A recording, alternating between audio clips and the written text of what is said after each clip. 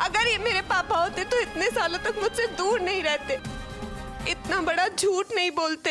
ये सच है, मैं तेरा पापा हूँ। गलती हुई मुझसे, उसकी सजा अपनी माँ को मत दे बेटा। तुझे शायद याद भी नहीं होगा, हम लोगों की हालत बहुत बुरी थी। उसके बाद मेरा एक्सीडेंट हो गया, लोगों को लगा कि मैं मर गया हूँ। मेरे इंश्योरेंस के पैसे तुम लोगों को मिल गए। मुझे ये लगा कि अगर मैं वापस लौट के आऊँगा तो इंश्योरेंस वाले मुझे फ्रॉड की बिना में गिरफ्तार कर लेंगे और तुम लोग से वो पैसे भी वापस ले जाएंगे। फिर क्या करते तुम लोग, कहाँ जाते? इसलिए मैंने ये फैसला किया कि मैं तुम लोगों से दूर रहूंगा। लेकिन बेटा मेरा यकीन मानो, एक एक दिन एक एक पल मैं तुम लोगों को याद करता रहा, तड़पता रहा। प्लीज मुझे माफ कर दो। बंद कीजिए अपना ये नाटक। ना मैं आपकी बेटी हूँ, ना आप मेरे पापा हैं। मेरे पापा मेरे लिए सालों पहले मर गए थे, जब वो मुझे और मेरी माँ को अकेला छोड़ गए थे इस दुनिया से लड़ने के लिए। और माफ उनको किया जाता है जो माफी के लायक होते हैं, जिंदा होते हैं। आप हमारे लिए मर गए, इसलिए मुझसे माफी की उम्मीद मत कीजिएगा। ट्विंकल, उनकी बात सुनने की कोशिश तो कर। प्लीज शांत हो जा। मैं क्यों शांत हो जाऊं? मेरे कानों में आज भी मेरी माँ की सिसकियां गूंजती हैं।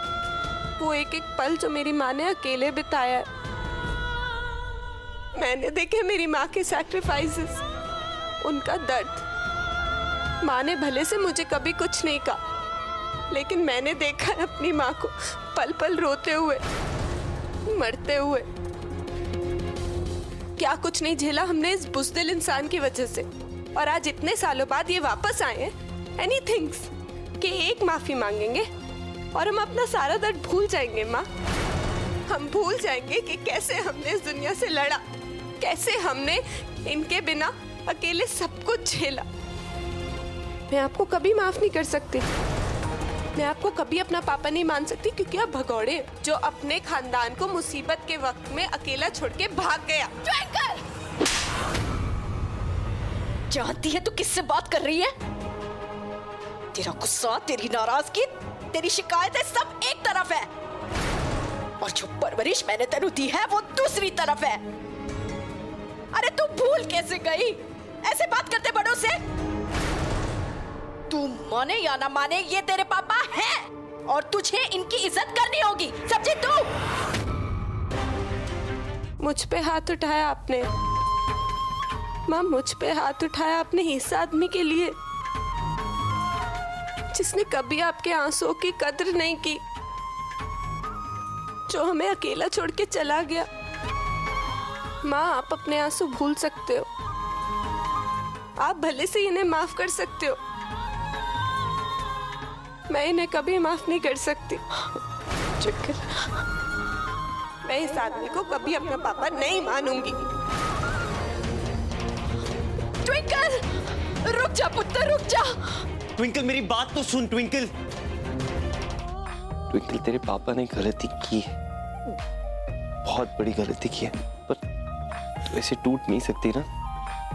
तुझे खुद को संभालना होगा। ट्विंकल, मैं पहले से जानता था आंटी अंकल तेरे पापा हैं, लेकिन मैं उनके बारे में तुझे बताने के लिए सही समय का इंतजार कर रहा था। बस बस करो उनकी तरफदारी कर। मुझे कोई बात नहीं करनी। कुंज, लीव मी अलोन। ट्विंकल, उन्हें अपनी गलती का पछतावा है। अगर तूने सफर किया तो सोच, उन्होंने भी तो सफर किया। मुझे कोई बात नहीं करनी, please leave me alone. Twinkle, एक बार मेरी बात समझने की कोशिश तो कर। एक बार उनकी बात सुन ले, एक बार उनसे बात कर ले। कुंज, मुझे कोई बात नहीं करनी, प्लीज लीव मी अलोन। तेरा दर्द समझ सकता हूँ ट्विंकल, इसीलिए माँ और आंटी अंकल खुद तुझसे ये बात करना चाहते थे अपने तरीके से, ताकि तू ये शॉक हैंडल कर ले। ट्विंकल, अगर माँ उन्हें माफ कर सकती है तो तू क्यों नहीं? क्यों अपने पास्ट को पीछे नहीं छोड़ देती?